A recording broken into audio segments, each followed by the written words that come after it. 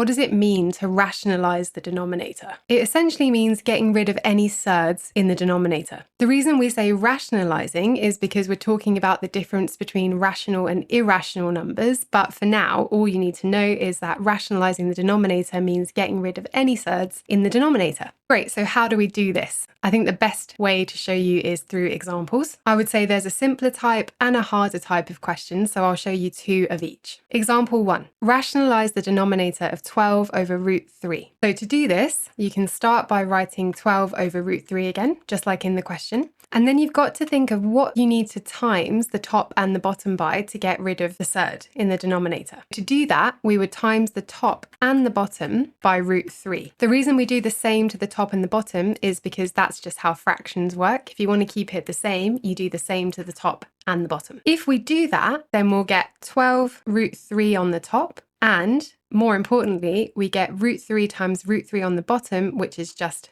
3. So we've done it. We've gotten rid of that surd. Now all that's left to do is to simplify it. 12 divided by 3 is 4. So we can say that's the same as 4 root 3.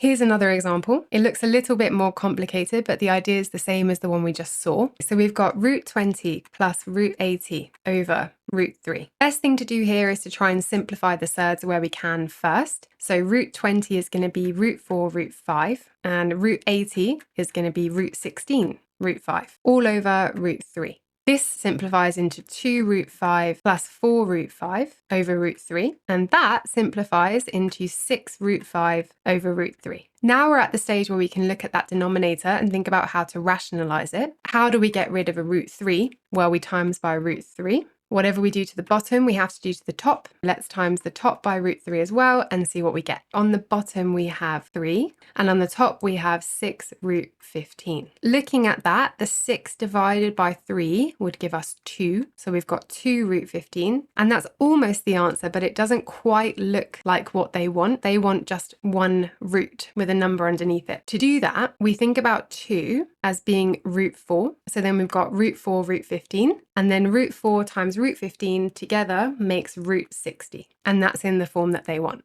Okay, now we're on to the harder type of question. Let's start by writing it out. So we've got root 8 over root 8 take away 2. This is different to what we had before, because before we only had one surd in the denominator. Now we've got root 8 take away 2. Thinking about how to get rid of that, the trick is times by root 8 plus 2. So where that comes from is keeping the numbers or the surds the same, but changing the sign to be opposite to what it is in the question. The question had a minus, we're going to use a plus, and you'll see why that's going to work now. But before we do that, let's make a note to do the same to the top, really important with fractions. Let's see what happens. On the top, we're going to have root 8 times root 8 plus 2, and on the bottom, we're going to have root 8 minus 2, root 8 plus 2. Okay, what happens now? Well, let's expand. So if we expanded the brackets, we're going to have root 8 times root 8, which gives us 8, and then plus 2 root 8.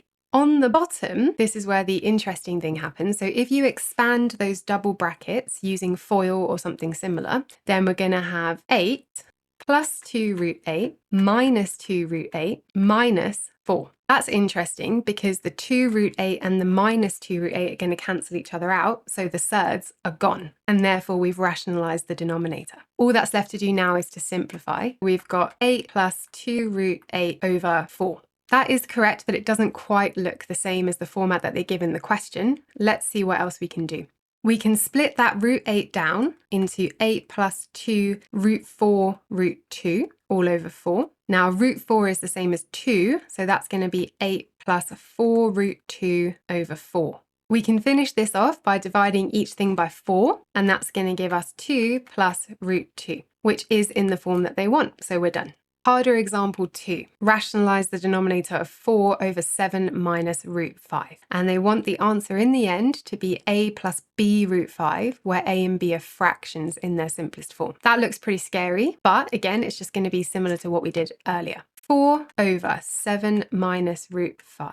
If we apply that trick again, timesing by the same numbers or surds, but changing the sign. Instead of minus, we're going to have plus. Do the same to the top. Let's see what happens. We've got 4 brackets 7 plus root 5 over double brackets Expanding, 28 plus 4 root 5 over 49 plus 7 root 5 minus 7 root 5 minus root 5 times root 5 will just be 5. Again, we've got two things cancelling each other out. So 7 root 5 minus 7 root 5 is 0. And if we simplify what's left, we've got 28 plus 4 root 5 over 49 minus 5, which is 44. Again, that's good, that's the answer, but we've got to manipulate it further to be in the form that they want. They want it as two things, a plus b root 5. So if we split that into two parts, it will be 28 over 44 plus 4 over 44 root 5.